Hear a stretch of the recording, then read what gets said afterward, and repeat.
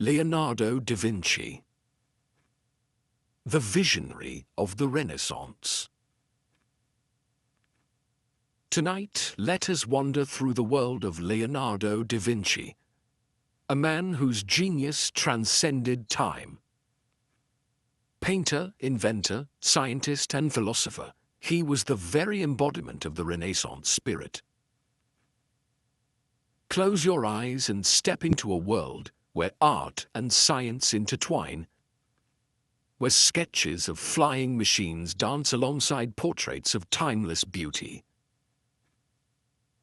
Let the story of this extraordinary man inspire your dreams. Hey, real quick, if you're enjoying this content, don't forget to hit that subscribe button. It really helps the channel grow and lets me keep bringing you more of what you love. Also, I'd love to know where are you listening from. Drop it in the comments below. It's always amazing to see how far this community reaches. Thanks for being here now, let's jump back in. Leonardo da Vinci was born on April 15, 1452, in the small Tuscan village of Vinci, Italy. The illegitimate son of a notary and a peasant woman, he grew up surrounded by rolling hills, olive groves, and the beauty of the Italian countryside. From a young age, he displayed an insatiable curiosity about the world around him, sketching animals, plants, and landscapes in meticulous detail. Without formal education in Latin or Greek, the scholarly languages of the time, Leonardo learned by observing nature. He would collect insects, study the flight of birds, and dissect animals, fascinated by the mechanics of movement. His keen eye for detail would later shape his artistic masterpieces and groundbreaking inventions. At the age of 14, Leonardo was sent to Florence, the artistic capital of Italy, to apprentice under Andrea del Verrocchio, one of the most renowned painters and sculptors of the time. In Verrocchio's workshop, he learned the fundamentals of painting, sculpture, and mechanical design, honing his skills alongside other great artists of the era.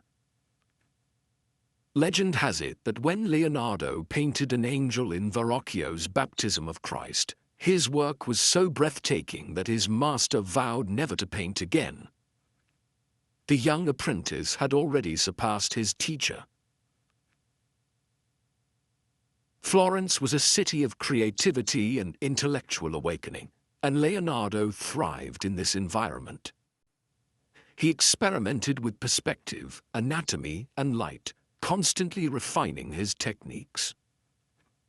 His notebooks from this period reveal his fascination with the human form, filled with studies of muscles, facial expressions, and intricate sketches of hands, one of his lifelong obsessions. Among Leonardo's many masterpieces, none is more famous than the Mona Lisa. Painted between 1503 and 1519, this enigmatic portrait of a woman with an elusive smile has captivated the world for centuries. The secret to the Mona Lisa's allure lies in Leonardo's mastery of sfumato, a technique that softens transitions between colors and tones, creating a lifelike depth.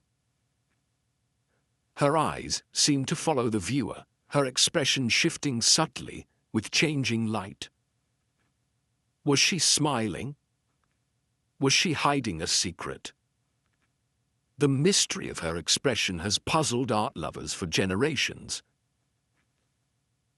Leonardo carried the painting with him wherever he went, making adjustments until his final days.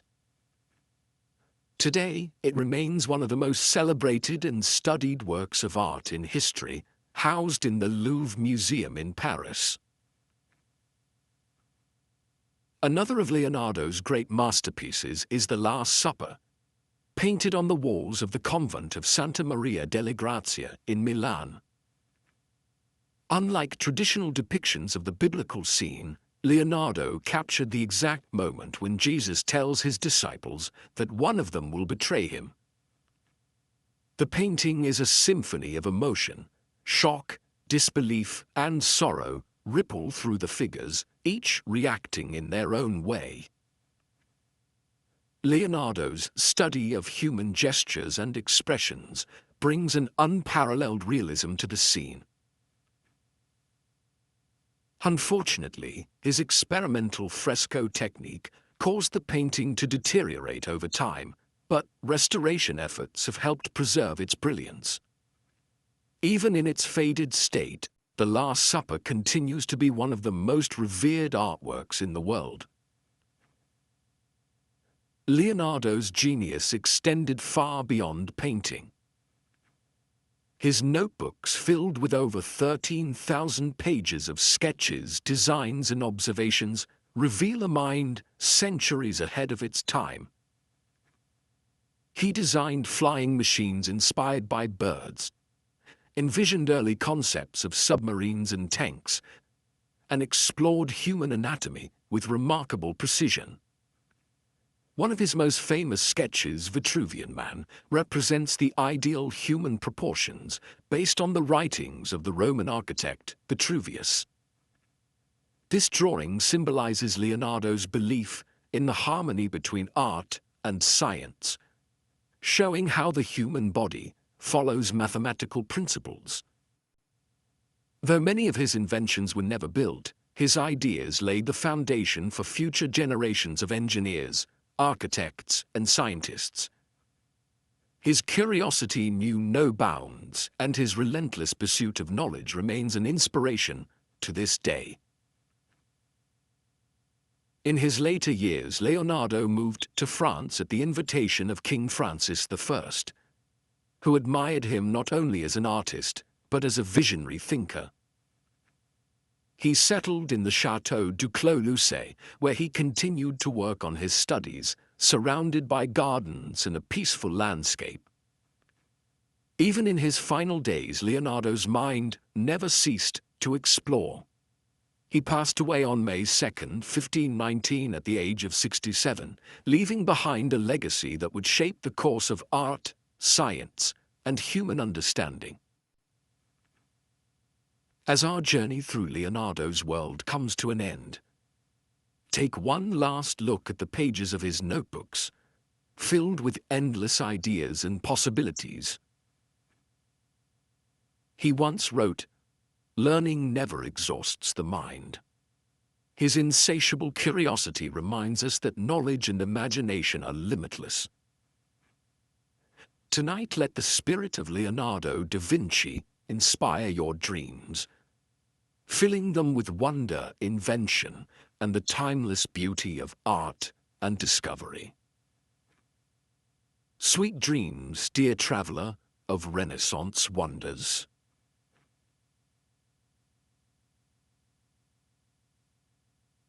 Michelangelo, the master of marble and divine vision.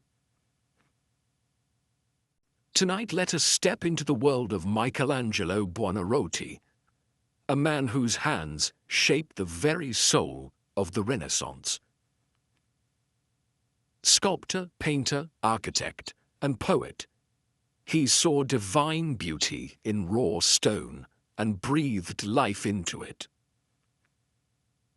Close your eyes and journey through the corridors of history, where his masterpieces continue to stand, eternal and awe-inspiring.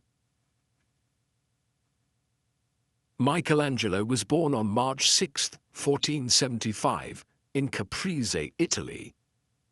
Though he was raised in Florence, a city that would become the heart of his artistic legacy. From a young age, he displayed an extraordinary talent for drawing and sculpting, much to the dismay of his father, who wished for him to pursue a more stable career. At 13, he became an apprentice in the workshop of the great artist Domenico Ghirlandaio. Soon after, he was taken under the wing of Lorenzo de' Medici, Florence's most powerful patron, where he was introduced to humanist scholars, poets, and philosophers.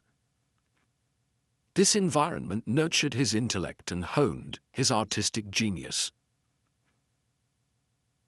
At just 26 years old, Michelangelo sculpted David, a towering masterpiece of Renaissance art. Carved from a single block of marble discarded by previous sculptors, Michelangelo saw potential where others saw ruin. Over 2 years, he chiseled every sinew and vein with breathtaking precision. Standing at over 17 feet tall, David captures the moment before battle, his expression filled with quiet determination. The sculpture became a symbol of Florence's resilience and strength, admired by all who stood before it. Even today, it remains one of the greatest sculptures ever created, a testament to Michelangelo's unparalleled skill. In 1508, Michelangelo was summoned by Pope Julius II to paint the ceiling of the Sistine Chapel in Vatican City, a task he initially resisted, believing himself to be a sculptor rather than a painter. Yet, over 4 years working mostly alone, he created one of the most magnificent works of art in human history.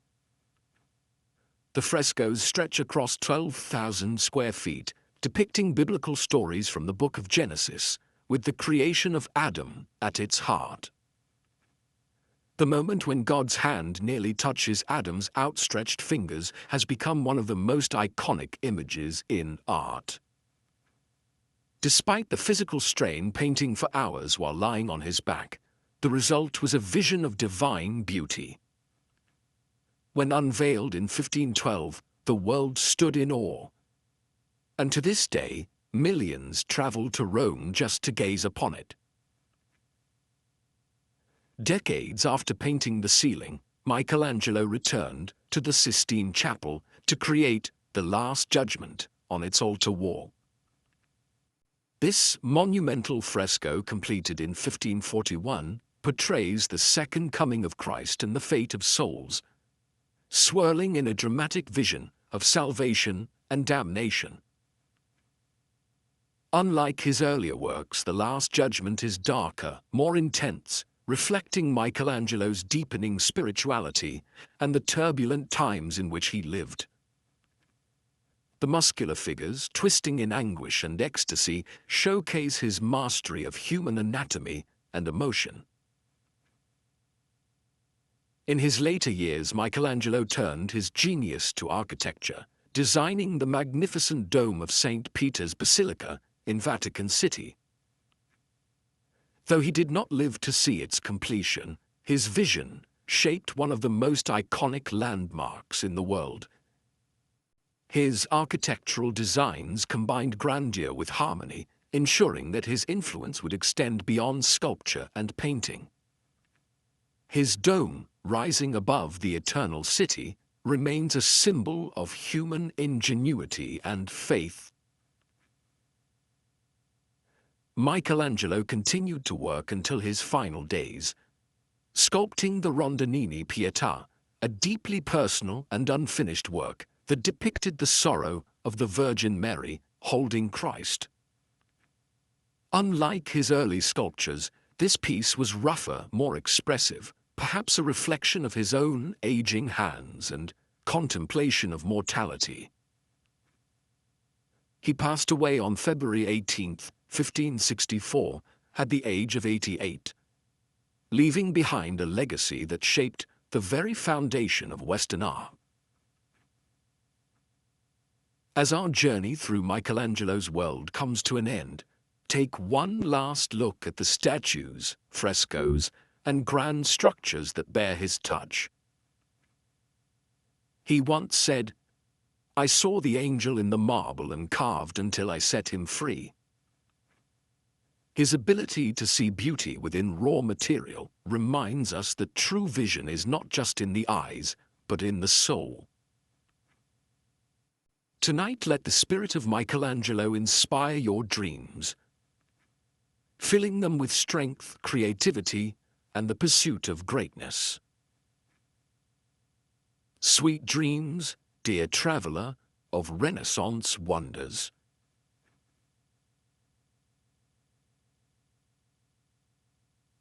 Sandro Botticelli, the painter of grace and myth. Tonight, let us step into the ethereal world of Sandro Botticelli, the artist who captured beauty, myth, and divine elegance like no other.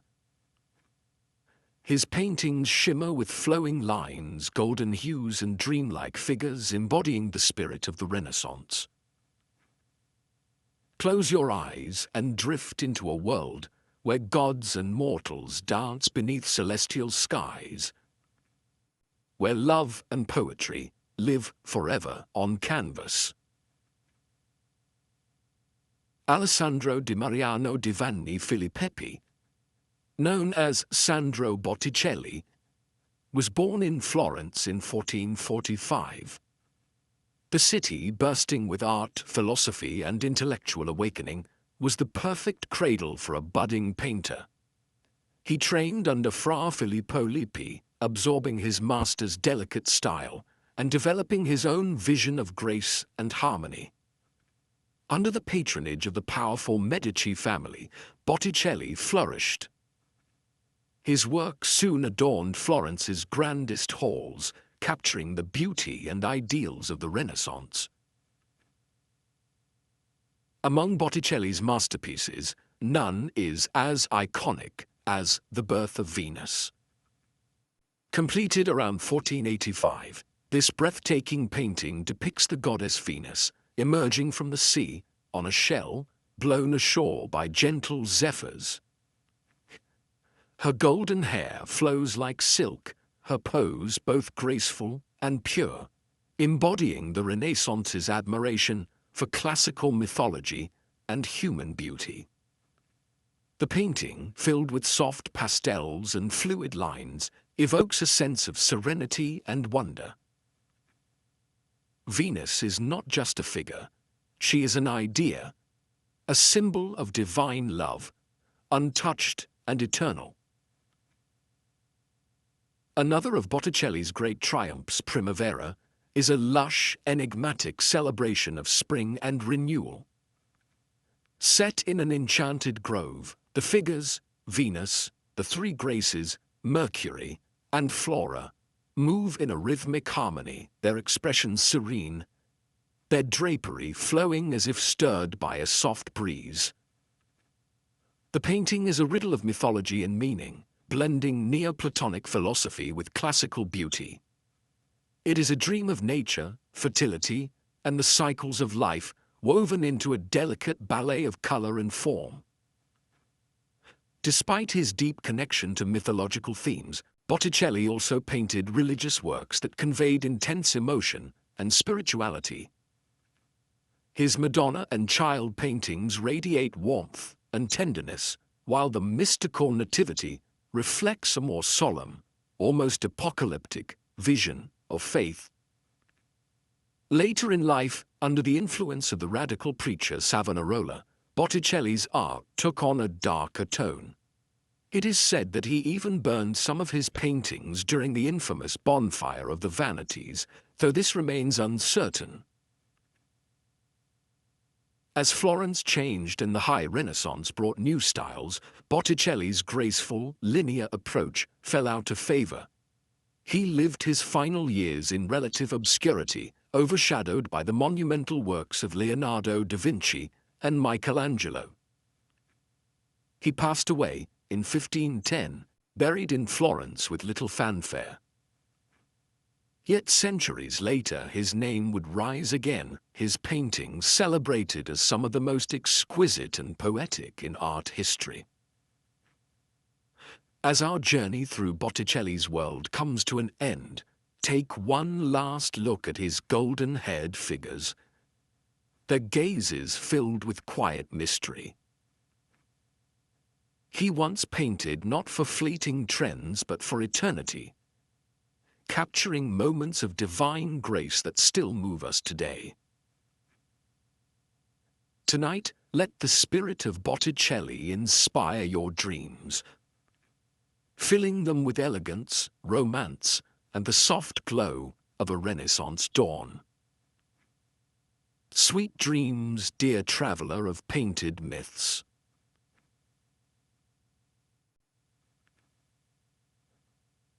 Pablo Picasso, the rebel who redefined art. Let us step into the bold and ever-changing world of Pablo Picasso, an artist who shattered conventions and reshaped the very essence of artistic expression. Painter, sculptor, printmaker, and visionary, he left behind a body of work as dynamic as the man himself. Close your eyes and wander through a world where colors, forms, and emotions collide, creating something entirely new. Pablo Picasso was born on October 25, 1881, in Malaga, Spain, to an artist father who recognized his son's extraordinary talent from an early age. By the age of 7, Picasso was already painting with remarkable skill, surpassing students twice his age. His formal training in classical techniques gave him the foundation he would later break apart to build something revolutionary. At just 13, he was admitted to the prestigious Academy of Fine Arts in Barcelona, a city that would remain close to his heart. It was here that Picasso began exploring beyond traditional methods, sketching scenes of everyday life and experimenting with bold, expressive lines. As a young man, Picasso moved to Paris, where he struggled with poverty but found inspiration in the city's bohemian spirit. Following the tragic death of a close friend, his paintings became melancholic, dominated by shades of blue and depicting figures of solitude and despair. This blue period, 1901 to 1904, produced masterpieces like The Old Guitarist, capturing the depths of human emotion. In contrast, his Rose period, 1904 to 1906, was filled with warm pinks and oranges, portraying circus performers and harlequins in a more playful yet wistful manner. These early phases showed Picasso's ability to channel emotion into color, setting the stage for his groundbreaking work. In 1907, Picasso, alongside Georges Braque, pioneered Cubism, a movement that would forever change art. Inspired by African masks and Cézanne's geometric forms, he deconstructed reality, painting multiple perspectives at once. Les Demoiselles d'Avignon shocked the art world with its fragmented figures and bold, angular shapes. Cubism moved beyond representation. It was a language of abstraction, a way of seeing the world from every angle at once. As Picasso continued to refine the style, his works became more intricate, blending shapes, colors, and depth in entirely new ways.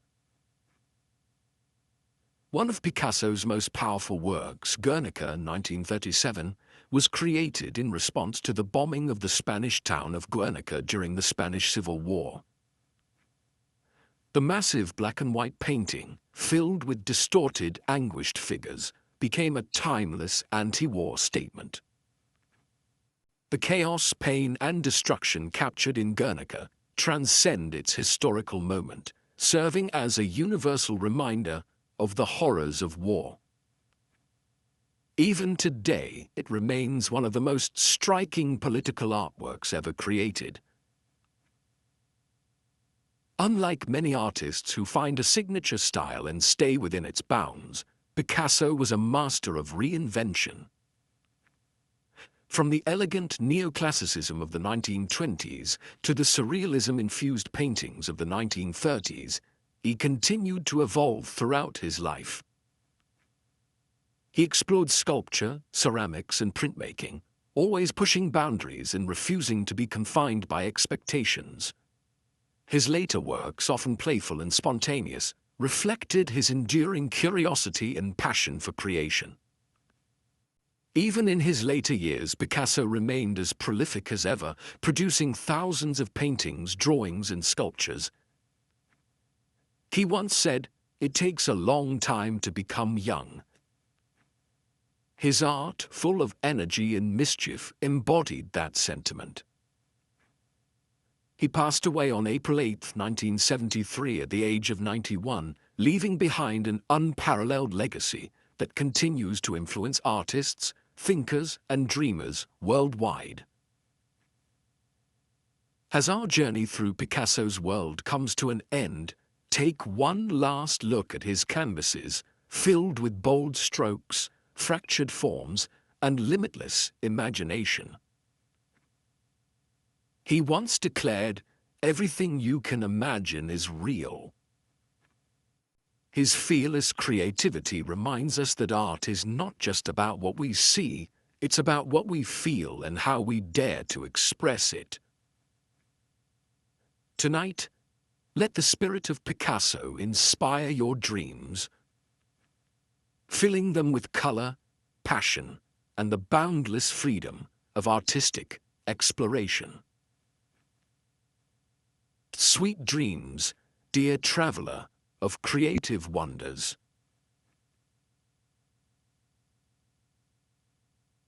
Rembrandt, the master of light and shadow. Tonight, let us step into the luminous world of Rembrandt van Rijn, a painter whose mastery of light and shadow breathed life into his canvases. A storyteller through brushstrokes, he captured the human soul in its rawest form: joy, sorrow, and quiet contemplation.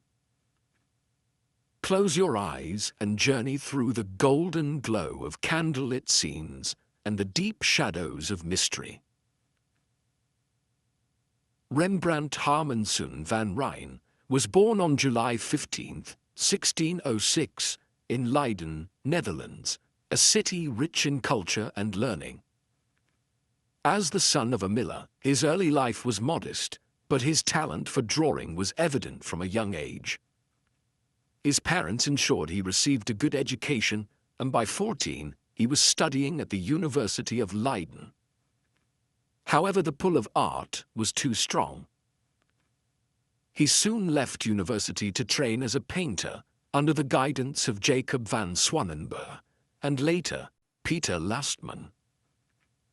By his early 20s, Rembrandt had established himself as an artist of great promise, his works already displaying an unparalleled ability to capture light and texture. In 1631, Rembrandt moved to Amsterdam, a bustling center of trade and wealth, where he found great success as a portrait painter. His ability to depict emotion and detail made him highly sought after among the city's elite. Soon his commissions poured in, and his workshop thrived. It was here that he painted some of his most celebrated works, including The Anatomy Lesson of Dr. Nicolaas Torp, a mesmerizing scene where light dances across the faces of surgeons as they examine the human form. The paintings showcased Rembrandt's growing mastery of composition, storytelling, and dramatic lighting. In 1642, Rembrandt completed The Night Watch, one of the most revolutionary paintings of the Dutch Golden Age. Unlike traditional static group portraits, this masterpiece was alive with movement and depth. The figures did not merely pose, they acted, interacting with one another in dynamic motion. Using his signature chiaroscuro technique, dramatic contrasts of light and shadow, Rembrandt created a composition filled with mystery and intensity. Though initially controversial for its unconventional approach, The Night Watch is now considered one of the most celebrated paintings in history.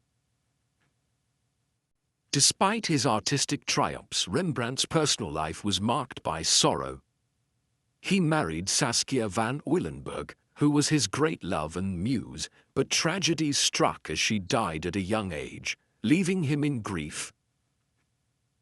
His later relationships and financial troubles further deepened his struggles. Though his fortunes declined, his artistry never wavered. In his later years, he turned increasingly to self-portraiture, painting himself with unflinching honesty. These portraits, marked by deep wrinkles, tired eyes, and an introspective gaze, reflect a man who had seen both the heights of fame and the depths of despair. As Rembrandt aged, his work became even more profound.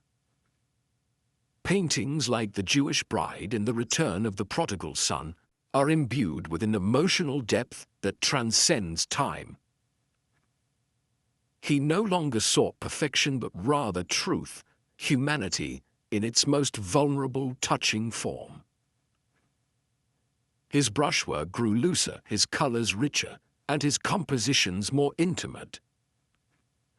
He captured the essence of life in a way few painters ever have, making his later work some of the most moving in art history. Rembrandt's final years were filled with hardship, but he continued to paint until the very end. He passed away on October 4, 1669, in Amsterdam, leaving behind a legacy that would influence generations of artists to come. His burial was modest, his financial struggles having taken their toll, but his art would live on, forever illuminating the depths of the human experience. As our journey through Rembrandt's world comes to an end, take one last look at his canvases where faces glow with life and darkness hides unspoken stories. He once said, "Without light, no shadow can exist." His art reminds us that in every moment of darkness, light will always find a way to shine through. Tonight, let the spirit of Rembrandt inspire your dreams, filling them with depth, emotion, and the timeless beauty of the human soul. Sweet dreams, dear traveler of luminous wonders.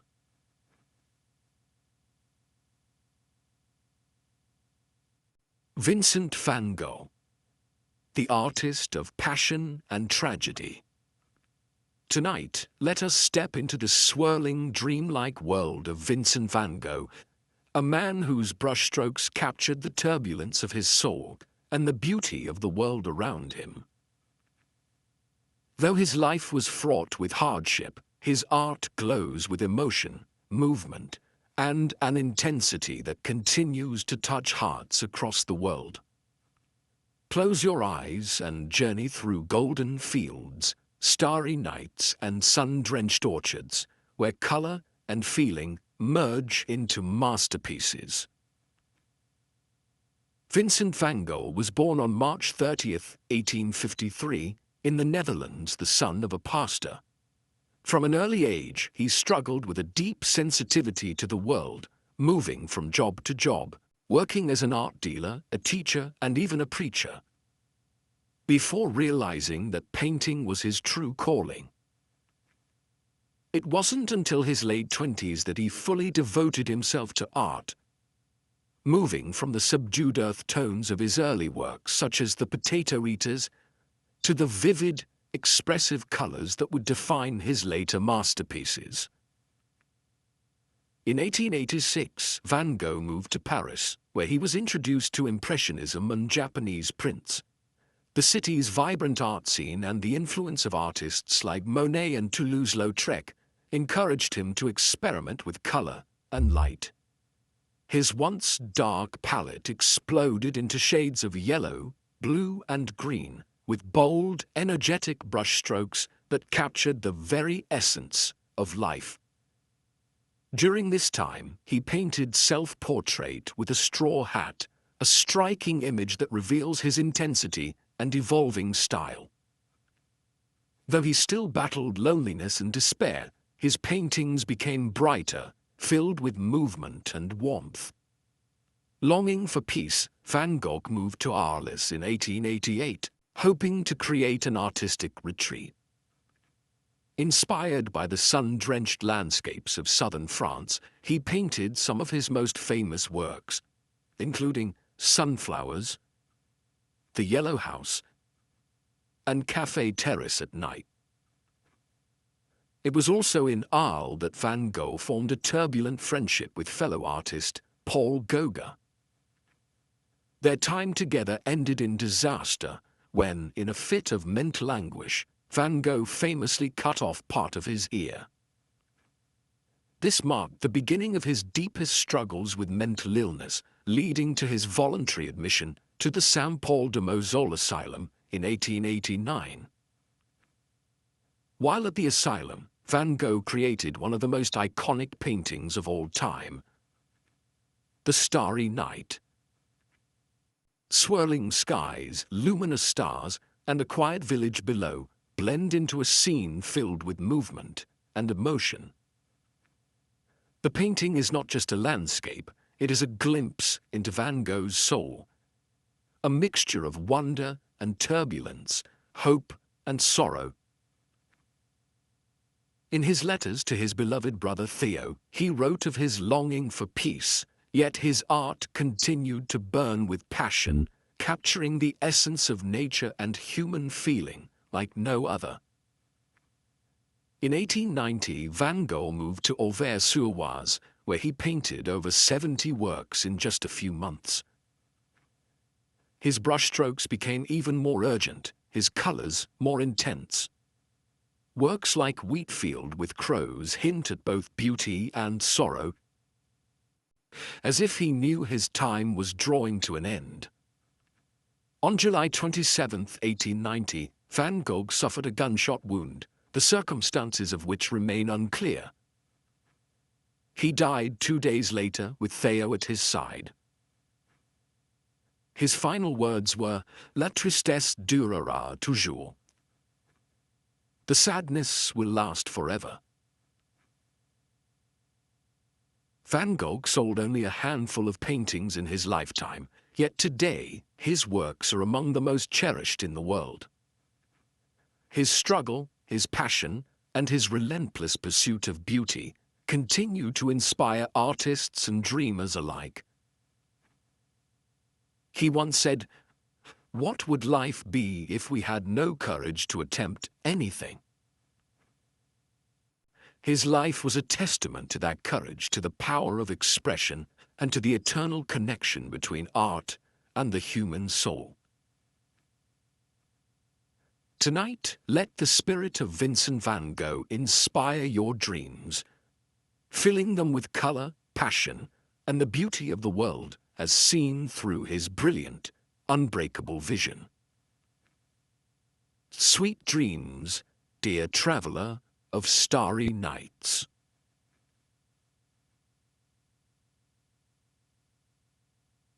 Claude Monet, the poet of light and color.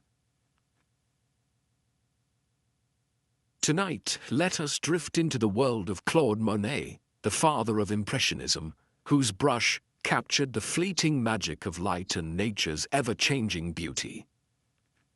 Through soft colors, shimmering reflections, and delicate brushstrokes, he invited the world to see through his eyes. A world of endless movement, warmth, and tranquility. Close your eyes and wander through fields of wildflowers, misty mornings, and golden sunsets where art and nature become one. Claude Monet was born on November 14, 1840, in Paris, but his childhood was spent in Le Havre, a coastal town in Normandy. There, the ever-changing sea and sky became his earliest inspirations. He spent his days sketching and painting, fascinated by the way sunlight danced upon the water. Though his father wished for him to take over the family business, young Monet's artistic talent could not be ignored. At 16, he left school to pursue his passion, studying under the great painters of the time. In 1862, Monet moved to Paris to study at the Académie Suisse, where he met fellow artists Pierre-Auguste Renoir, Alfred Sisley, and Frédéric Bazille. Together they sought to break free from the rigid rules of academic painting, preferring to capture life as it truly appeared. Vivid, spontaneous, and filled with light. In 1874, Monet's painting Impression, Sunrise, was exhibited, sparking both admiration and controversy. A critic mockingly called their style Impressionism, but the name stuck, and a revolutionary art movement was born. Monet and his peers abandoned dark, detailed realism in favor of quick, visible brushstrokes that captured fleeting moments. A sunrise, the sparkle of water, the softness of morning fog. In 1883, Monet settled in the small village of Giverny, where he created a sanctuary of beauty. A garden filled with lilies, weeping willows, and a Japanese bridge. His home became his greatest source of inspiration, a place where he painted tirelessly, observing how light transformed the landscape at every hour of the day. His Water Lilies series, painted over the last decades of his life, became a symphony of color and reflection. Each canvas an immersion into pure tranquility. The rippling water, the soft hues of flowers, the dappled sunlight. They were not just paintings. They were emotions captured in pigment.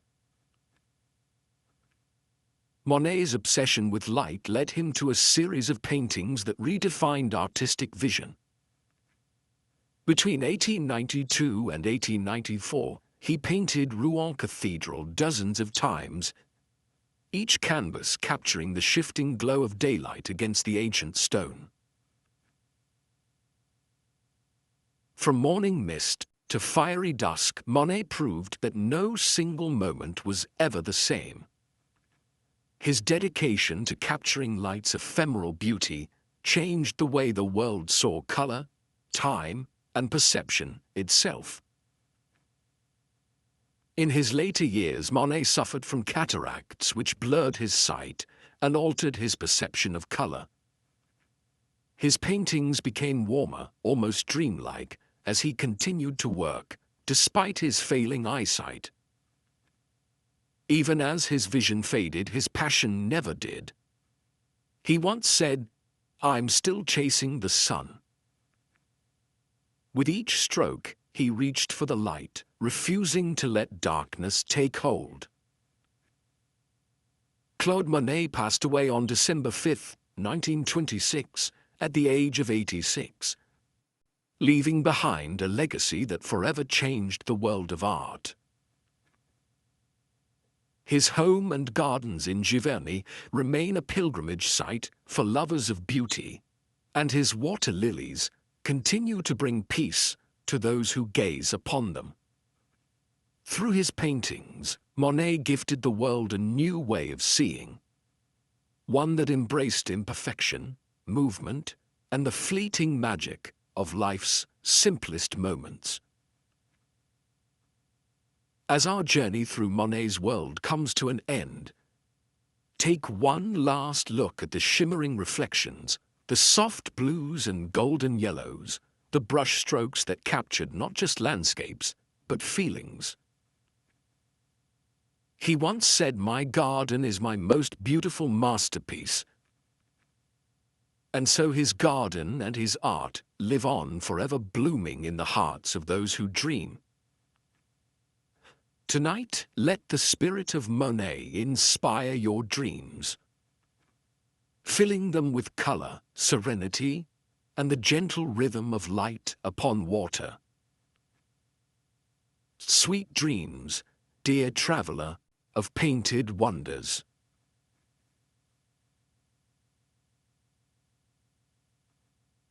Frida Kahlo, the painter of pain and passion.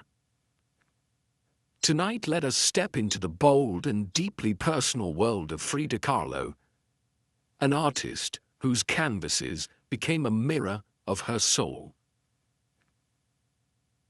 With each brushstroke, she transformed pain into poetry, suffering into strength, and life into an unbreakable force of color and emotion. Close your eyes and drift into a world where beauty and agony intertwine, where flowers bloom through scars, and where self-expression knows no boundaries. Frida Kahlo was born on July 6, 1907, in Coyoacán, Mexico, in the home that would later be known as La Casa Azul, the Blue House. From a young age, she faced adversity. At 6, she contracted polio, which left her with a lifelong limp. But it was at the age of 18 that her life changed forever. A tragic bus accident shattered her body, breaking her spine, pelvis, ribs, and legs. Confined to her bed for months, she found solace in painting. With a mirror placed above her bed, she became her own subject, embarking on a journey of self-discovery through art. She once said, "I paint myself because I am so often alone, and because I am the subject I know best." Though pain became her constant companion, it never silenced her. Instead, it gave her a voice that spoke through vivid colors, surreal imagery, and unflinching honesty. Frida's art was raw, unfiltered, and deeply autobiographical. Unlike the grand murals of her contemporaries, she painted intimate portraits filled with symbolism, pain, and Mexican culture. Her works fused indigenous folklore, surrealism, and personal storytelling, creating a style entirely her own. Through works like The Two Fridas and Self-Portrait with Thorn Necklace and Hummingbird, she laid bare her emotional and physical struggles, confronting love, loss, and identity with fearless honesty. She painted not for fame, but for survival, weaving her own history into each canvas with bold strokes and haunting detail. Frida's tumultuous relationship with Mexican muralist Diego Rivera became one of the most famous love stories in art history. He was 20 years her senior, a larger-than-life figure with an insatiable appetite for art and women. Their marriage was filled with both admiration and infidelity, devotion and heartbreak. Despite the pain he caused her, Diego remained Frida's greatest supporter. Together they traveled between Mexico and the United States, immersing themselves in politics, art, and revolution. But Frida, forever longing for her homeland, once said, "I am not sick, I am broken, but I am happy to be alive as long as I can paint." Their love was a paradox, both destructive and deeply intertwined with their artistic inspirations. Even after their divorce and eventual remarriage, Frida never stopped loving Diego, writing, "I love you more than my own skin." Frida's body never healed, and the years of pain only deepened. She underwent countless surgeries, her spine held together by metal corsets, her legs wrapped in bandages. Yet she refused to be defined by her suffering. Instead, she painted it. In the broken column, she stands alone, her torso split open, revealing a crumbling column in place of her spine. Nails pierce her skin, her face remains stoic. She does not seek pity. She demands to be seen. Her paintings became her voice, shouting when she could not speak, standing tall when her body failed her. Through vibrant colors, surreal imagery, and raw emotion, she turned pain into power. Her suffering was undeniable, yet she chose to dress in traditional Tijuana clothing, adorning herself with flowers and jewelry, embracing her culture and identity despite her hardships. As her health deteriorated, Frida became more politically outspoken, embracing communist ideals and finding solace in her Mexican roots.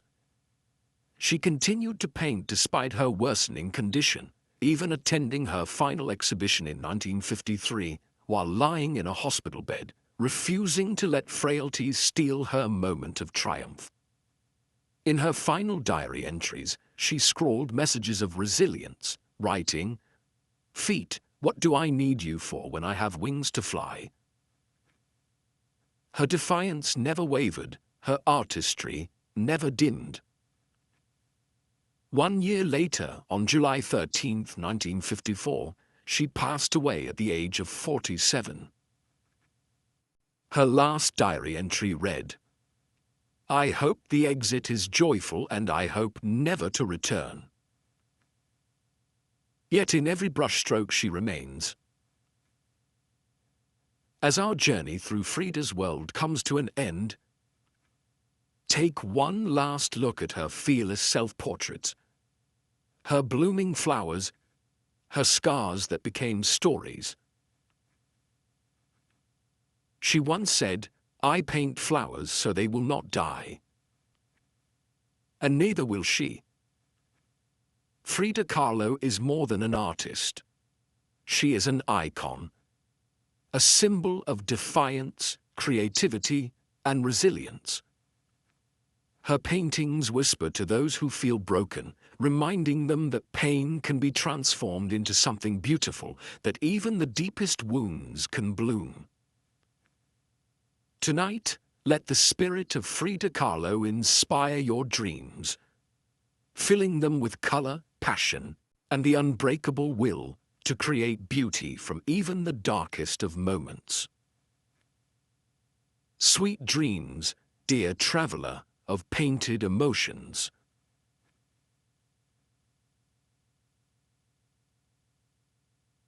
Georgia O'Keeffe, the spirit of the desert and flowers. Tonight, let us drift into the boundless landscapes of Georgia O'Keeffe, an artist who saw the world with a vision unlike any other. Her sweeping desert horizons, towering flowers, and bold use of color captured the essence of nature's quiet power. She was a woman of independence, resilience, and creativity, shaping modern art with her fearless brushstrokes. Close your eyes and step into her world, where petals unfold like whispers and the desert hums with timeless beauty. Georgia O'Keeffe was born on November 15, 1887, in Sun Prairie, Wisconsin. From an early age, she saw the world differently, not in rigid details, but in flowing shapes and deep colors. As a child, she roamed the open fields, mesmerized by nature's simplicity, an influence that would later define her artistic style. At a time when women were expected to conform, Georgia chose a different path. She studied at the Art Institute of Chicago and the Art Students League of New York, but traditional methods never satisfied her. She longed to create something deeper, something that expressed emotion, movement, and the soul of nature.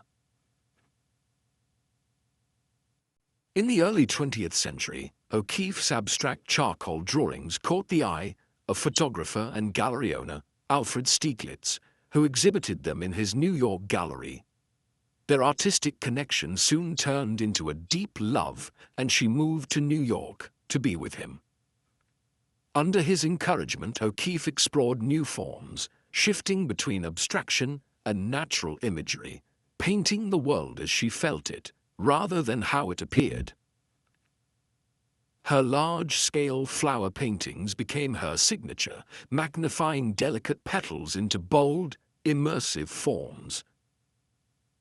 Works like Black Iris and Jimson Weed transformed the smallest details of nature into something grand and powerful. Critics debated their meanings, often interpreting them through a lens of femininity and sensuality, but O'Keeffe rejected such labels. "I paint what I see," she insisted. "I paint what I feel." Though New York had given her fame, it was the landscapes of the American Southwest that truly captured her heart. In 1929, O'Keeffe first traveled to New Mexico, where the vast desert, red cliffs and sun-bleached animal bones spoke to her in a way no city ever could. The endless horizons, the ever-changing sky, and the silent, solitary beauty of the land became her sanctuary. She painted the desert not as an empty space but as a place of movement, spirit, and life. Her series of cow skulls and sun-drenched mesas reflected both the fragility and strength of the world around her. She saw beauty in what others overlooked: the bones, the parched landscapes, the stark contrast of light and shadow. Eventually, she made New Mexico her permanent home, living in her beloved Ghost Ranch, where she painted from sunrise to sunset, her only companions, the land and the wind. Georgia O'Keeffe was not just an artist, she was a pioneer. In a male-dominated art world, she forged her own path, refusing to be categorized or defined by others. She was a woman who lived on her own terms, embracing solitude and seeking inspiration in the wild, open spaces of the earth. Even in her later years, as her eyesight began to fail, she continued to create, turning to sculpture and experimenting with different mediums. Her passion for art never wavered, and neither did her love for the natural world. She once said, "To see takes time." And through her art, she invited the world to truly see. To slow down, to feel, to immerse in the simple, profound beauty of the world.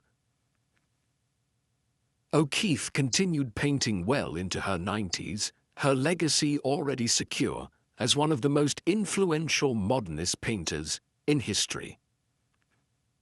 She passed away in 1986 at the age of 98, leaving behind a body of work that forever changed the way we view nature, form, and color.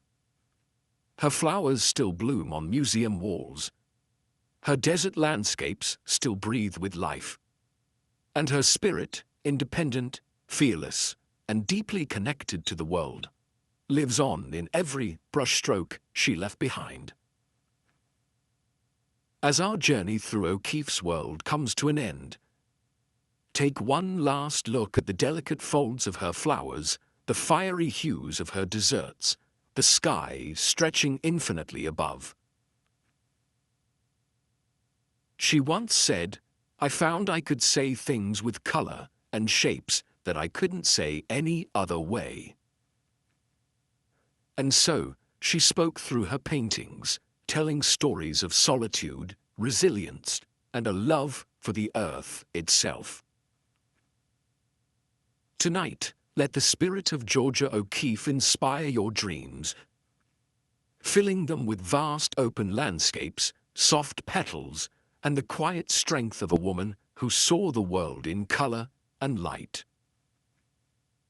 Sweet dreams, dear traveler of painted horizons.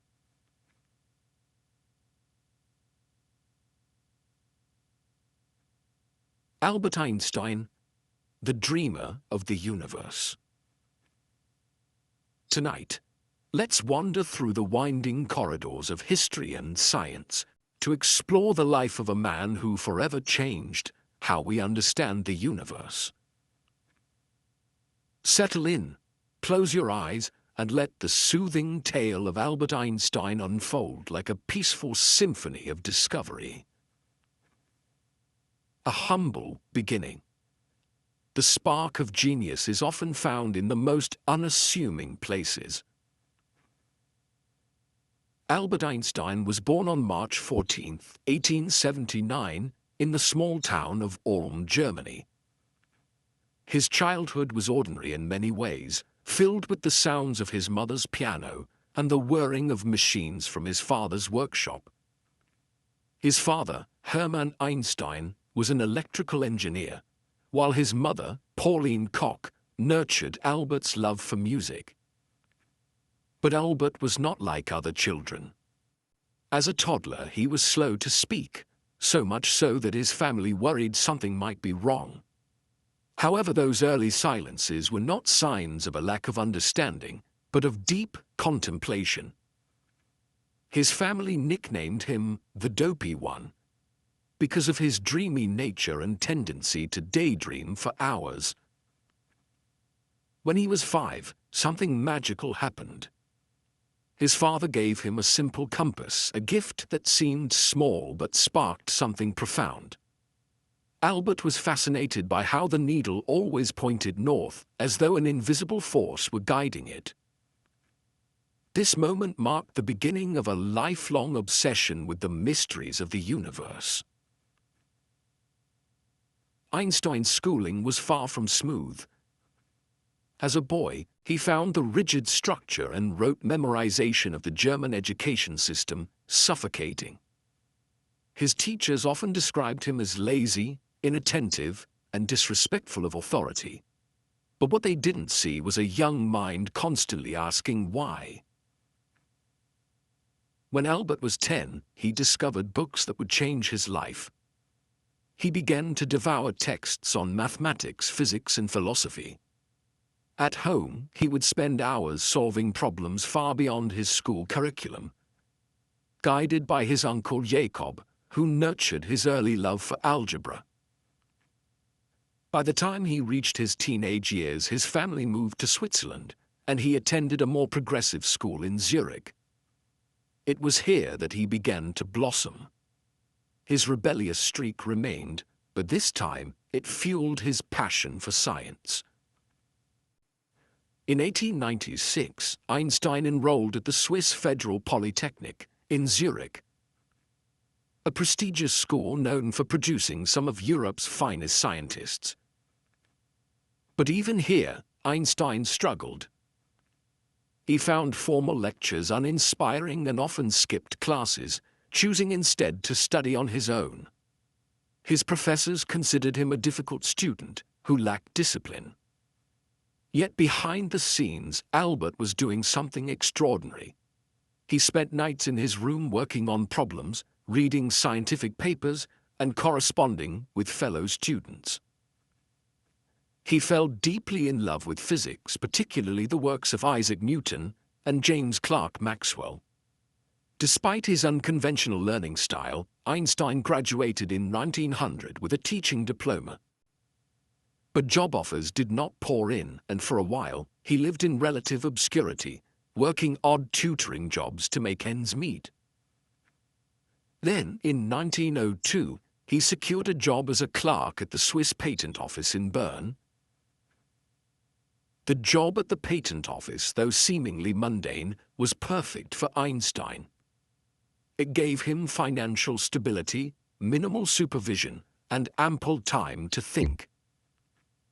He reviewed patent applications by day and explored the deepest mysteries of the universe by night.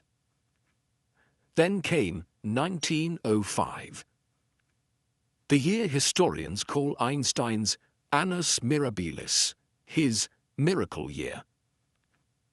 In a span of just 12 months, he published 4 groundbreaking papers that would reshape the course of modern physics. The photoelectric effect. This paper demonstrated that light behaves not only as a wave, but also as particles called photons. It earned him the Nobel Prize in Physics in 1921 and laid the foundation for quantum mechanics. Brownian motion. Einstein explained how the random movement of particles suspended in a fluid could be observed and mathematically predicted, providing evidence for the existence of atoms. Special theory of relativity. Perhaps the most famous of his contributions, this theory introduced the idea that space and time are relative, not absolute. It led to the iconic equation E equals mc squared, which showed that energy and mass are interchangeable. Mass-energy equivalence.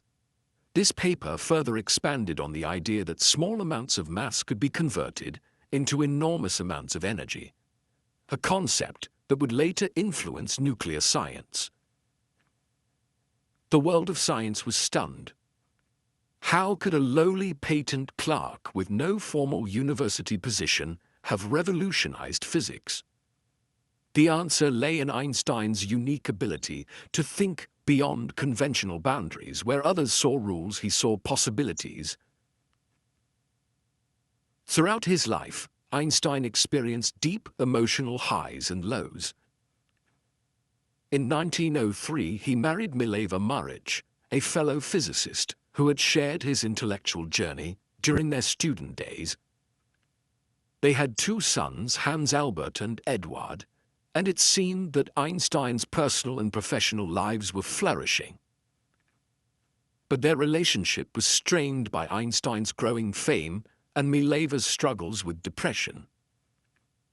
By 1914, they separated, and Mileva moved back to Zurich with the children. Their divorce was finalized in 1919, the same year Einstein married his cousin, Elsa Lowenthal, who would remain by his side until her death in 1936. Despite the turbulence of his personal life, Einstein remained a devoted father. He often wrote letters to his sons, encouraging them to pursue knowledge and follow their passions. His letters reveal a warm, thoughtful side of the man often seen as the embodiment of intellect. In 1915, after nearly a decade of work, Einstein completed his general theory of relativity, a groundbreaking extension of his earlier work on special relativity. This theory proposed that gravity is not a force pulling objects together but a curvature of space-time caused by massive objects. The scientific community was initially skeptical, but in 1919, an experiment during the solar eclipse confirmed Einstein's predictions. The bending of starlight around the sun was observed exactly as he had calculated. Overnight, Einstein became a global celebrity. He traveled extensively, lecturing in Europe, the United States, and Japan. Crowds gathered to hear him speak, and journalists followed him wherever he went. Despite his newfound fame, Einstein remained humble and often downplayed his achievements, joking that he was famous mainly because his hair made him easy to recognize. More than a scientist, he became a symbol of hope. In the 1930s, as the political climate in Germany darkened under the rise of the Nazi regime, Einstein's Jewish heritage put him in grave danger. He left Germany in 1933 and settled in the United States, where he accepted a position at the Institute for Advanced Study in Princeton, New Jersey. Einstein was more than a physicist. He was a humanitarian who used his fame to advocate for peace, civil rights, and nuclear disarmament. He was deeply troubled by the development of the atomic bomb, a weapon that was made possible in part by his equation E=mc². Although he signed a letter to President Franklin D. Roosevelt warning of Germany's potential to develop nuclear weapons, he later regretted his involvement and became a vocal advocate for peace. The final chapter. Einstein passed away on April 18, 1955, at the age of 76. His last words, spoken in German, remain a mystery because the attending nurse did not understand the language. He left behind a legacy that continues to inspire generations of scientists, dreamers, and thinkers. Even after his death, Einstein's brain remained a subject of fascination. It was preserved and studied in the hopes of uncovering the secrets of his genius.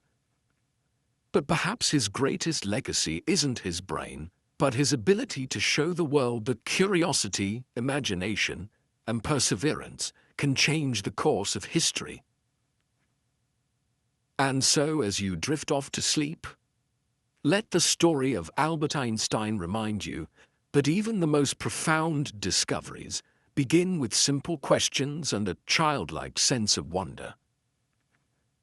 Dream boldly, for who knows what mysteries your mind may uncover in the quiet of the night. Isaac Newton, the alchemist of the cosmos.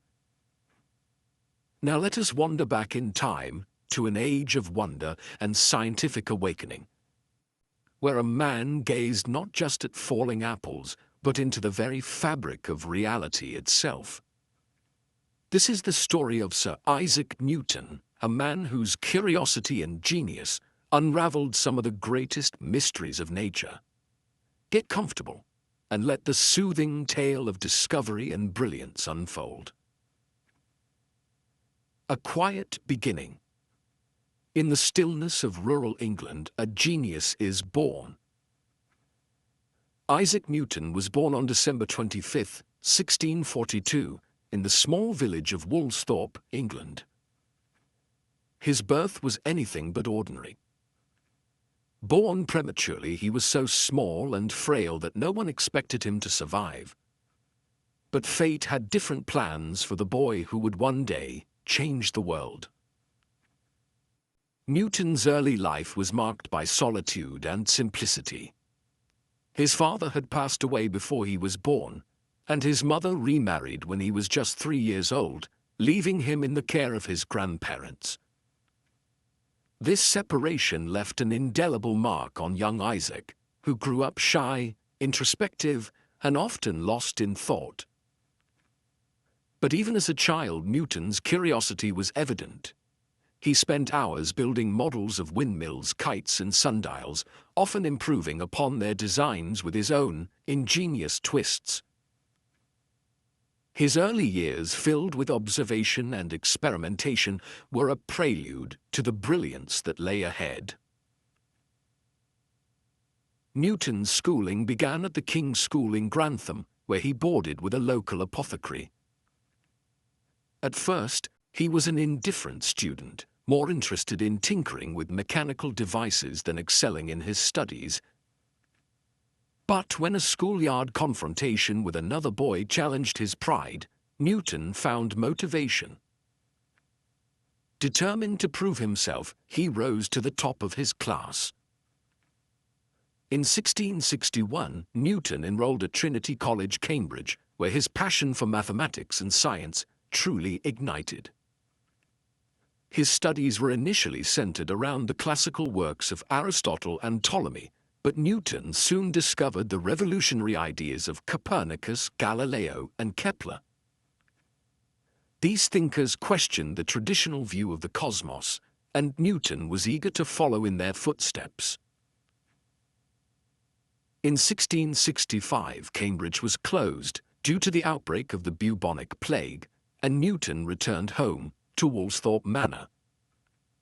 It was during this period of isolation, often referred to as his Year of Wonders, that Newton laid the foundations for his most significant discoveries. The iconic story of the apple falling from the tree may be embellished, but it contains a kernel of truth. While observing nature in his family's orchard, Newton pondered the force that caused objects to fall to the ground. He realized that the same force governing the apple's fall also governed the motion of the moon and planets. This idea led to the formulation of the law of universal gravitation, which states that every object in the universe attracts every other object with a force proportional to their masses and inversely proportional to the square of the distance between them. Newton's realization wasn't just a flash of inspiration, it was the culmination of years of observation, mathematical reasoning, and experimentation. During this time, Newton also made groundbreaking advances in calculus, optics, and mechanics. He discovered that white light is composed of a spectrum of colors, an insight he gained by passing sunlight through a glass prism. This discovery laid the foundation for the field of optics and revolutionized our understanding of light. By the time Newton returned to Cambridge in 1667, he was no longer just a student. He was a man on the verge of reshaping science. In 1687, Newton published one of the most important scientific works in history, Philosophiae Naturalis Principia Mathematica. or simply, the Principia. This masterpiece laid out the laws of motion and the law of universal gravitation, providing a mathematical framework for understanding the physical world.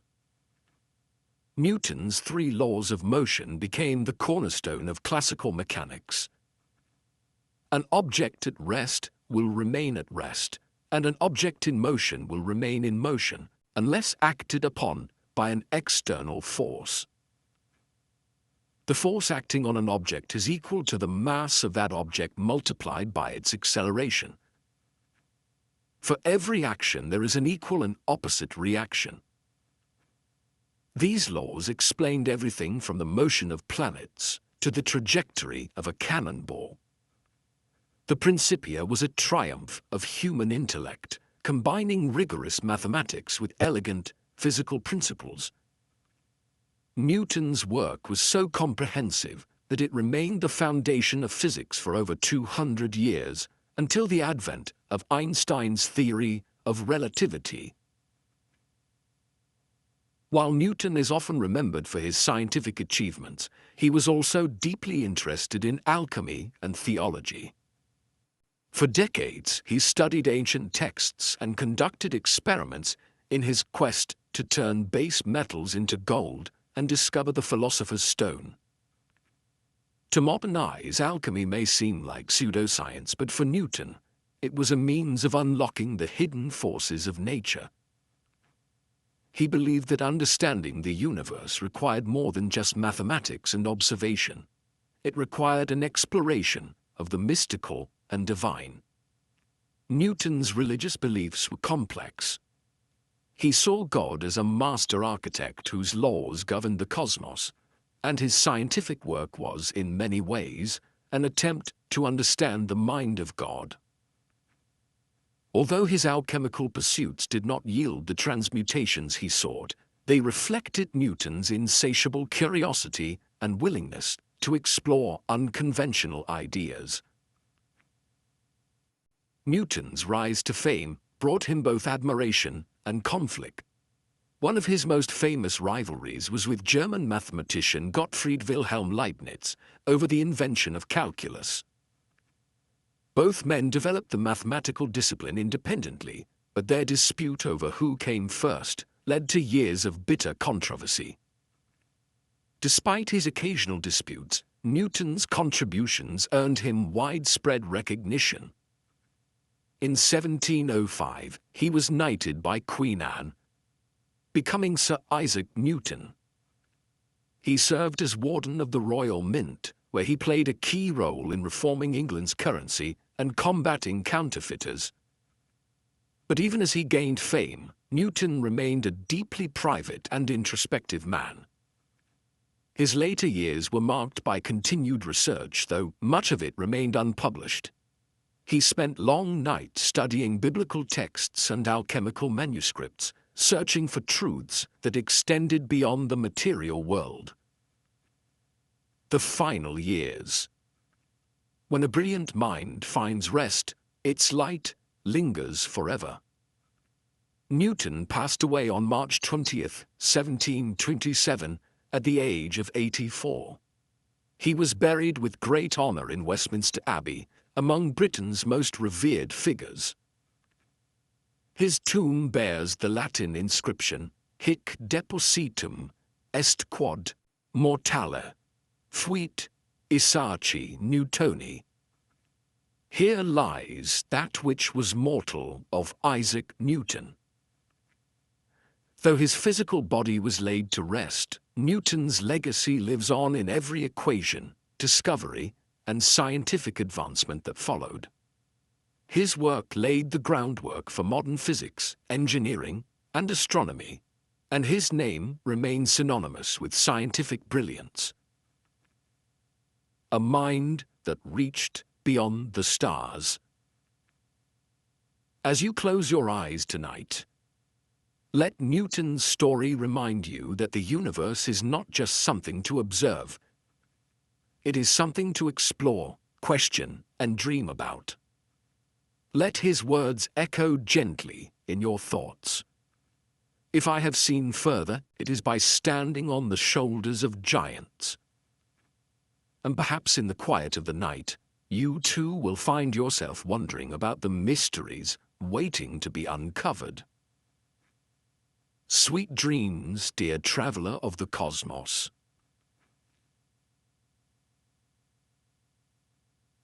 Stephen Hawking. A Journey Through Time and Space. Now let us drift beyond the stars, following the life of a man who taught us to dream, not just of what lies within our reach, but of the boundless mysteries of the universe. Stephen Hawking's story is one of intellect, resilience, and a love for the unknown. Settle in, and let his remarkable journey gently carry you through time and space. A star is born. Genius often begins in the most ordinary of places. Stephen William Hawking was born on January 8, 1942, in Oxford, England, exactly 300 years after the death of Galileo Galilei. His parents, Frank and Isabel Hawking, valued education deeply.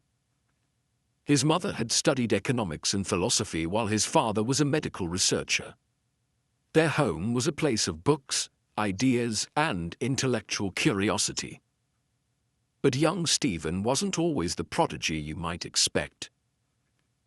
He was playful and curious, but often described himself as a mediocre student in his early years. He loved taking things apart and putting them back together, whether it was a clock or a simple toy. Beneath this seemingly ordinary childhood lay a mind waiting to explode with ideas. When Stephen was a teenager, he developed a fascination with the stars, the night sky, and the idea of time. He would often lie in the garden staring up at the heavens, wondering about the mysteries they held. This curiosity would soon guide his life. Finding his passion. Sometimes the right spark ignites when least expected. Stephen attended St. Albans School, where his academic performance was steady but not extraordinary. He later enrolled at the University of Oxford at the age of 17 to study physics. Although he found the coursework relatively easy, his true passion lay beyond textbooks. He craved the kind of questions that couldn't be answered within the confines of traditional study. After completing his degree at Oxford, Stephen moved to the University of Cambridge in 1962 to pursue a PhD in cosmology. It was here that he found his intellectual playground, the study of black holes, time, and the origins of the universe. But just as his academic career was taking off, life dealt him an unexpected and devastating blow. The diagnosis. Even when the body is fragile, the mind can soar. At the age of 21, Stephen began experiencing symptoms of muscle weakness and clumsiness. Simple tasks like tying his shoelaces or walking became increasingly difficult. Concerned, he sought medical advice and was diagnosed with amyotrophic lateral sclerosis, ALS, also known as Lou Gehrig's disease. Doctors told him that the condition would progressively weaken his muscles, eventually leaving him unable to move, speak, or even breathe on his own. They gave him a life expectancy of just 2 years. Devastated, Stephen withdrew from much of the world. But even in the darkest moments, something within him refused to give up. His love for science, his desire to understand the universe, and the support of his family and friends ignited a renewed sense of purpose. As he would later say, "While there's life, there's hope." During this difficult period, Stephen met Jane Wilde, a fellow student, at Cambridge. Their relationship blossomed, and they were married in 1965. Jane became his pillar of strength, providing emotional and physical support as his condition worsened. With her by his side, Stephen continued his work in cosmology with an intensity that astonished his peers. As his body weakened, his mind grew sharper, and his ideas became bolder. In the late 1960s, he made groundbreaking contributions to the study of black holes, showing that they weren't the lifeless cosmic vacuums many had believed them to be. Instead, he theorized that black holes emit radiation, a concept now known as Hawking radiation. This idea was revolutionary. It suggested that black holes could slowly lose mass and eventually evaporate, challenging long-held assumptions about the permanence of the universe's most enigmatic objects. By the mid-1970s, Stephen's physical condition had deteriorated significantly. He lost the ability to walk and began using a wheelchair. But his mind remained as active as ever, constantly churning out ideas that would reshape physics and cosmology. In 1985, a severe bout of pneumonia nearly claimed his life. To save him, doctors performed a tracheotomy, a procedure that left him unable to speak. But this did not silence him. With the help of a speech-generating device attached to his wheelchair, he regained his ability to communicate. His robotic voice became iconic, a symbol of resilience and intellect. Despite these challenges, Stephen published his groundbreaking book, A Brief History of Time, in 1988. Written for a general audience, the book sought to explain complex concepts such as black holes, the Big Bang, and the nature of time in an accessible way. It became an international bestseller, making him a household name and inspiring millions to look up at the stars with renewed wonder. Throughout his career, Hawking continued to push the boundaries of what we thought possible. He worked on theories that explored the origins of the universe, the nature of singularities, and the potential existence of parallel universes. His work often bridged the gap between physics and philosophy, asking questions not only about how the universe works, but why it exists at all. Hawking was also a pioneer in discussing the future of humanity. He warned of the potential dangers of artificial intelligence and urged humanity to consider the long-term sustainability of life on Earth. He was a firm believer that humankind must explore and colonize other planets to ensure its survival. Despite his scientific fame, Hawking had a playful side. He appeared on popular TV shows like The Simpsons and The Big Bang Theory, showcasing his wit and humor. He once hosted a party for time travelers, sending out invitations after the event to see if anyone would show up from the future. No one did. But it was a clever nod to his fascination with the nature of time. In 1995, Stephen and Jane divorced after years of strain, much of it caused by the pressures of his illness and fame. He later married his nurse, Elaine Mason, though that marriage also ended in separation. Despite these personal struggles, Hawking maintained close relationships with his children, Lucy, Robert, and Tim, who would often describe him as a loving, humorous father. His legacy extended beyond his scientific achievements. Hawking was an advocate for disability rights, demonstrating that physical limitations need not define one's life. He inspired millions by showing that determination, creativity, and curiosity could overcome even the most daunting obstacles. The final journey. When a star collapses, it leaves behind a light that never fades. On March 14, 2018, the same date as Albert Einstein's birth, Stephen Hawking passed away peacefully at the age of 76.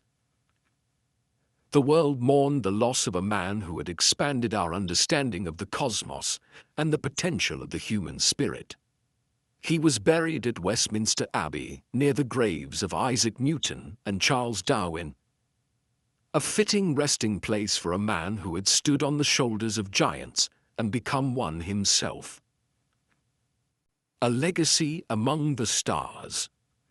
As you drift off to sleep, let Hawking's story remind you that curiosity knows no bounds.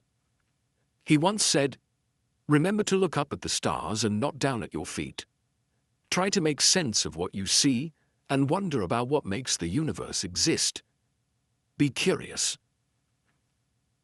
Tonight, let his words echo softly as you dream. Perhaps, somewhere in the quiet of the cosmos, the answers to our greatest questions are waiting for you to find them. Sweet dreams, stargazer. Nikola Tesla, the master of lightning.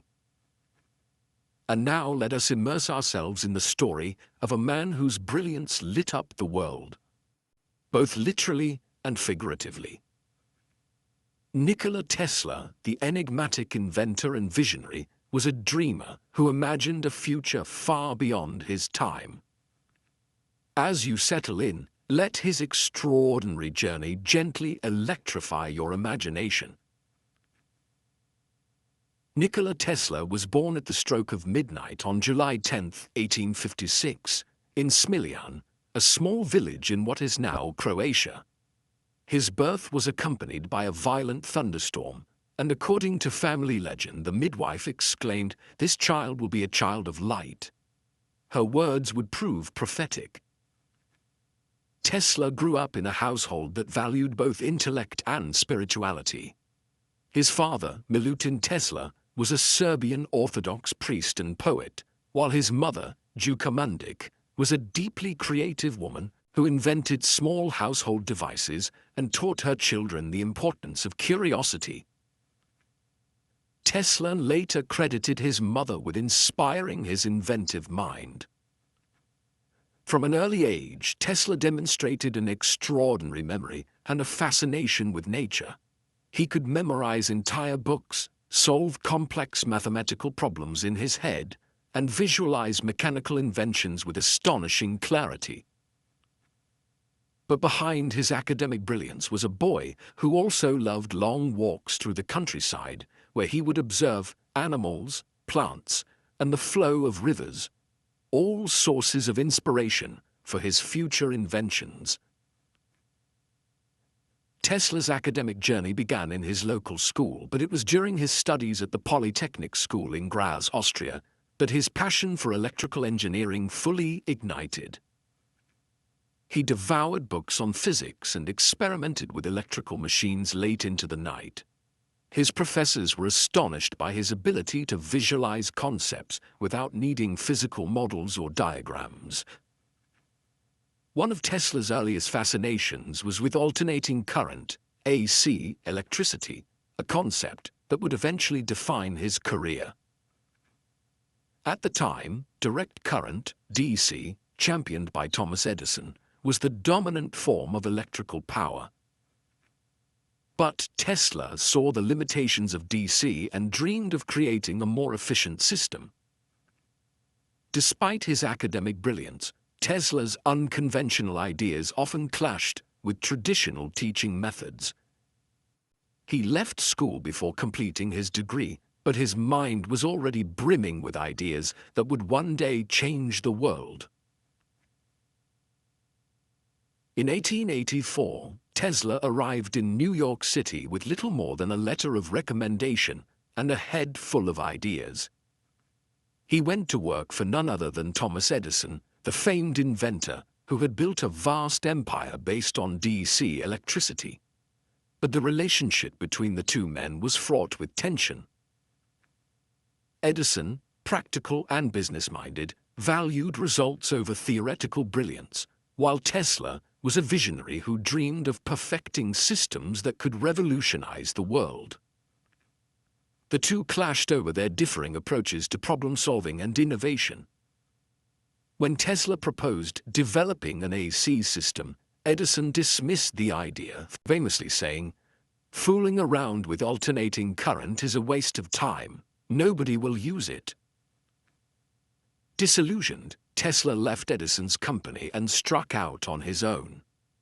He soon partnered with George Westinghouse, an industrialist who believed in Tesla's vision for AC power. Their collaboration would ignite the war of the currents between Tesla's AC system and Edison's DC system, a rivalry that captivated the public and defined the future of electricity. Tesla's work with Westinghouse led to a series of groundbreaking innovations that proved the superiority of AC power. In 1893, Tesla and Westinghouse showcased the potential of AC at the World's Columbian Exposition in Chicago, where they illuminated the entire fair using Tesla's technology. Visitors marveled at the glowing lights, and AC power became the talk of the world. The defining victory came when Tesla's AC system was chosen to harness the power of Niagara Falls, one of the most ambitious engineering projects of its time. In 1895, the Niagara Falls power plant began transmitting electricity to Buffalo, New York, marking the dawn of a new era. The success of the project silenced critics and established AC as the dominant form of electrical power. But Tesla's mind never rested. Even as he celebrated this victory, he was already envisioning wireless transmission, the idea that electricity could be sent through the air without the need for wires.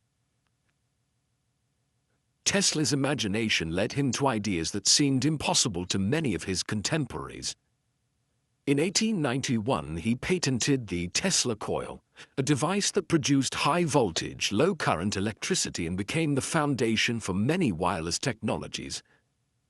Demonstrations of the coil were spectacular. Bolts of lightning danced through the air as audiences watched in awe. Tesla believed that one day, wireless technology could provide free energy to the world. His dream culminated in the construction of Wardenclyffe Tower on Long Island, a massive structure designed to transmit wireless electricity and communications across great distances. But financial difficulties and skepticism from investors forced the project to shut down before it could be completed. Though Wardenclyffe Tower was never fully operational, it laid the groundwork for future technologies such as radio, wireless communication, and even modern Wi-Fi. Despite his extraordinary achievements, Tesla's later years were marked by isolation and financial struggles. He was a man of eccentric habits. He preferred to work late into the night, often surviving on little sleep. He had an aversion to pearls, obsessed over the number 3, and found solace in feeding pigeons in New York City's parks. Tesla never married, believing that his dedication to science left no room for romantic attachments. His closest relationships were with friends and patrons who admired his genius. But as he aged, many of these connections faded, and Tesla found himself increasingly alone. In 1931, on his 75th birthday, Tesla was honored by Time magazine, which featured him on its cover and celebrated his contributions to modern life. Yet, even with this recognition, Tesla lived modestly in a hotel room, often struggling to pay his bills.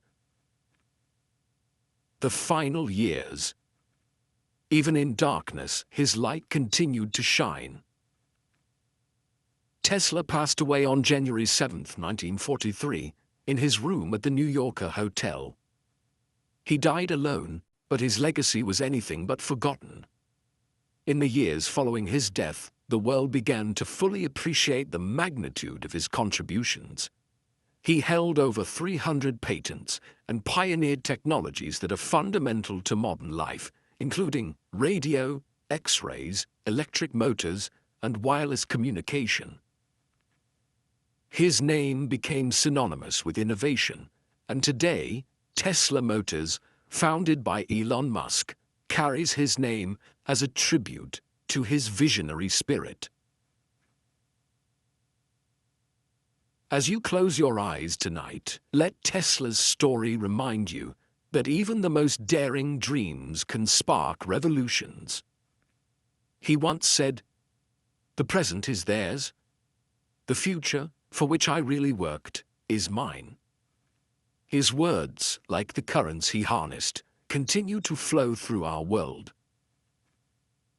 Tonight, let your imagination drift along those invisible currents, knowing that in every glowing light, every wireless signal, and every spark of creativity, a part of Tesla's dream lives on. Sweet dreams, dear inventor of wonder. Charles Darwin, the voyager of life. Now let us set sail on a journey through time, guided by the life of a man whose discoveries reshaped how we understand life itself. Charles Darwin's story is one of exploration, observation, and an insatiable curiosity about the natural world. Relax and let this gentle adventure carry you to distant shores and hidden wonders. A quiet birth. A curious boy. In the stillness of rural England, nature gently calls a young mind. Charles Robert Darwin was born on February 12, 1809, in the small market town of Shrewsbury, England. His family was well-to-do, with a lineage of scientists and thinkers. His father, Robert Darwin, was a respected physician, and his grandfather, Erasmus Darwin, was a prominent naturalist and poet. Young Charles was curious from the start. He loved collecting insects, minerals, and shells, and would spend hours observing the plants and animals in the surrounding countryside. His mother, Susanna, passed away when he was just 8 years old, but his love for nature remained a constant comfort throughout his childhood. Despite his inquisitive mind, Darwin was not an exceptional student. He disliked the strict discipline of formal schooling and often daydreamed during lessons. But outside the classroom, his mind was alive with wonder, particularly when he explored the natural world. The reluctant medical student. Sometimes the road to discovery takes unexpected detours. In 1825, Darwin's father sent him to study medicine at the University of Edinburgh. But the sight of surgeries performed without anesthesia horrified young Charles, and he quickly realized that medicine was not his calling. Instead, he spent much of his time exploring tide pools and studying marine life with naturalists. Recognizing his lack of interest in medicine, Darwin's father suggested he pursue a career in the clergy. In 1828, Darwin enrolled at Christ's College, Cambridge, to study theology. Surprisingly, it was here that he began to flourish. He befriended naturalists and botanists who encouraged his passion for the study of nature. One of his mentors, John Stevens Henslow, became a pivotal figure in Darwin's life, recommending him for an extraordinary voyage that would change the course of history. In 1831, at the age of 22, Darwin was invited to join the HMS Beagle as the ship's naturalist on a 5-year expedition to map the coastlines of South America. Though his father initially disapproved, Darwin accepted the offer, driven by his thirst for adventure and knowledge. The voyage was both exhilarating and grueling. Darwin explored tropical rainforests, desolate volcanic islands, and vast plains teeming with wildlife. He collected thousands of specimens, plants, animals, fossils, and rocks, documenting his observations with meticulous notes and sketches. But it was on the Galapagos Islands that Darwin made some of his most significant discoveries. He noticed that the finches on different islands had variations in their beak shapes, each adapted to their specific food source. This observation planted the seed for his groundbreaking theory of natural selection. The beagle's journey took Darwin to places few Europeans had seen. He marveled at the grandeur of the Andes Mountains, examined fossils of extinct creatures embedded in cliffs, and studied coral reefs that seemed to defy geological understanding. With each discovery, his understanding of life's complexity deepened. When Darwin returned to England in 1836, he was no longer a wide-eyed young explorer. He was a seasoned naturalist with a treasure trove of specimens and observations. But it would take him over 20 years to refine his ideas and publish his most famous work. During this time, Darwin married his cousin, Emma Wedgwood, and settled into a quiet life at Down House in Kent.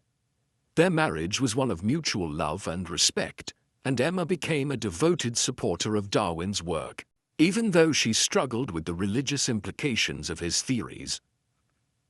Darwin spent years analyzing his findings, conducting experiments, and corresponding with other scientists. His health often faltered due to stress and chronic illness, but his determination never wavered. He studied barnacles for 8 years, bred pigeons to observe inherited traits, and observed the behavior of earthworms. All the while, his theory of evolution through natural selection slowly took shape. In 1859, Darwin published On the Origin of Species by Means of Natural Selection, a book that would forever change the scientific world. Its central idea was simple, yet profound. Species evolve over time through a process of natural selection, where the traits best suited to an environment are passed on to future generations. Darwin's book was a scientific sensation, but it also sparked intense debate. Some praised it as a masterpiece of observation and reasoning, while others condemned it for challenging religious beliefs about the creation of life. Darwin himself was a cautious man, not prone to confrontation. He avoided public debates and preferred to let his work speak for itself. Yet, his ideas gained traction, thanks to supporters like Thomas Huxley, who defended evolution with fiery passion, earning the nickname Darwin's Bulldog. As time passed, the evidence for evolution continued to grow, and Darwin's theory became a cornerstone of modern biology. His work influenced not only science but also philosophy, ethics, and even literature. He had opened a door to understanding life as a dynamic, ever-changing process. In his later years, Darwin led a peaceful life at Down House, surrounded by his family and the gardens he loved. He continued to write and publish works on topics ranging from orchids to earthworms, always driven by a sense of wonder about the natural world. Despite his fame, Darwin remained humble and soft-spoken. He enjoyed long walks, often pausing to observe plants and insects along the way. His children remembered him as a gentle, kind father who encouraged their curiosity. Darwin passed away on April 19, 1882, at the age of 73. He was buried in Westminster Abbey near Isaac Newton, a fitting honor for a man whose contributions to science were monumental. A legacy written in nature. As you drift off to sleep, let Darwin's story remind you that the smallest observations can lead to the grandest discoveries. He once said, "It is not the strongest of the species that survive, nor the most intelligent, but the one most responsive to change." His words are a gentle reminder that life, in all its forms, is a story of adaptation, resilience, and wonder. Tonight, as the world quiets around you, imagine the soft rustle of leaves, the distant call of birds, and the rhythm of waves lapping against distant shores. Let these sounds guide you into a dream where discovery never ends. Sweet dreams, explorer of life's mysteries. Marie Curie, the radiant pioneer. Let us walk alongside a woman who shattered barriers and illuminated the world, both literally and figuratively. Marie Curie's journey is one of perseverance, brilliance, and an unwavering dedication to science. As you settle in, let the warmth of her legacy gently light your path. A humble beginning in Poland. Even the smallest spark can ignite a brilliant flame. Maria Skłodowska, known to the world as Marie Curie, was born on November 7, 1867, in Warsaw, Poland. The youngest of 5 children, she grew up in a household filled with books, intellectual discussions, and a love of learning. Her father was a teacher of mathematics and physics, and her mother was a school principal. But Marie's early life was not without hardship. Her family struggled financially, and tragedy struck when her mother died of tuberculosis, when Marie was only 10 years old. Despite the pain, Marie found solace in her studies. She excelled in school, driven by an insatiable curiosity and a dream to pursue higher education. A dream that was not easily attainable for women in 19th-century Poland.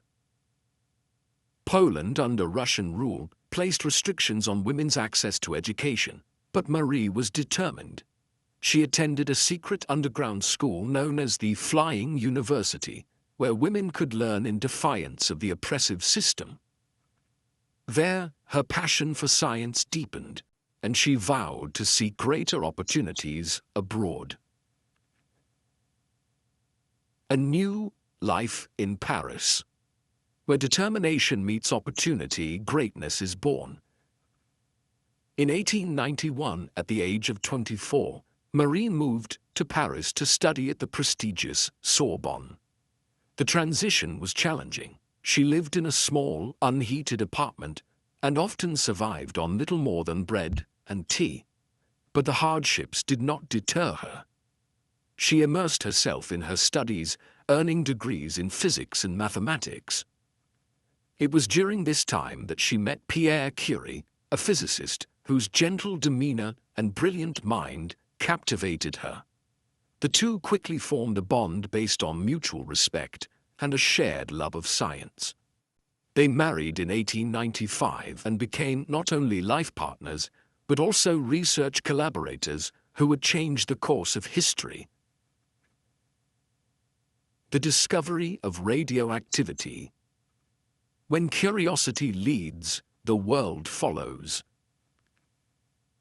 Marie and Pierre began their research on radioactive elements, inspired by the recent discovery of X-rays and the mysterious radiation emitted by uranium.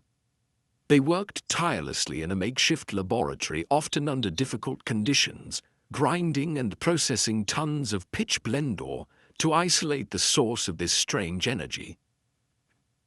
In 1898, their efforts paid off. The Curies discovered 2 new elements, polonium, named after Marie's homeland of Poland, and radium, which emitted an intense, glowing light. The term radioactivity was coined to describe the phenomenon they had uncovered. Marie's meticulous experiments proved that radioactivity was not the result of chemical reactions, but a property intrinsic to certain elements. This breakthrough revolutionized the field of physics and chemistry, opening the door to new scientific advancements and medical applications. A Nobel achievement, when recognition follows relentless dedication. In 1903, Marie and Pierre Curie, along with Henri Becquerel, were awarded the Nobel Prize in Physics for their joint research on radioactivity. Marie became the first woman to receive a Nobel Prize, breaking through the barriers of a male-dominated scientific community. But even as she celebrated this monumental achievement, tragedy struck. In 1906, Pierre was killed in a street accident, leaving Marie devastated. She mourned deeply but found solace in continuing the work they had begun together. With resilience and determination, she took over Pierre's teaching position at the Sorbonne, becoming the first woman to teach at the prestigious university. Her research did not stop. In 1911, she was awarded a second Nobel Prize, this time in chemistry, for her discovery of radium and polonium, and her work in isolating pure radium. To this day, she remains the only person to win Nobel Prizes in two different scientific fields. A legacy of healing. Science in service of humanity. During World War I, Curie saw an opportunity to apply her discoveries to medicine. She developed mobile X-ray units known as little Curies, which were used on the battlefield to help doctors locate bullets, shrapnel, and fractures in wounded soldiers. With her daughter Irene by her side, she trained radiology technicians and personally oversaw the deployment of over 200 mobile units. Her work during the war saved countless lives and demonstrated her belief that science should serve humanity. Even in the face of danger, Curie remained dedicated to her mission, often exposing herself to high levels of radiation without fully understanding its long-term effects. A quiet but radiant end. Even as her health faded, her light endured. Decades of exposure to radioactive materials took a toll on Curie's health. She developed aplastic anemia, a condition linked to prolonged radiation exposure. Despite her declining health, she continued to work, driven by her passion for discovery. Marie Curie passed away on July 4, 1934, at the age of 66. She was buried alongside Pierre in a simple grave, but in 1995, their remains were moved to the Pantheon in Paris, a mausoleum reserved for France's most distinguished figures. She was the first woman to be laid to rest there based on her own merits. A legacy that glows. Her brilliance continues to illuminate the world. Curie's legacy is immeasurable. Her discoveries paved the way for advancements in cancer treatment, nuclear energy, and medical imaging. Institutions, schools, and research centers around the world bear her name, honoring the woman who refused to let societal norms dim her light. She once said, "One never notices what has been done, one can only see what remains to be done." These words, like her life, remind us to keep pushing forward, even when the odds seem insurmountable. A light for the future. As you close your eyes tonight, let Curie's story remind you that even in the darkest moments, knowledge can be a beacon. Picture the glow of radium, not as something dangerous, but as a symbol of curiosity and perseverance. Let it guide you into dreams where discovery is endless and barriers are meant to be broken. Sweet dreams, explorer of radiant possibilities.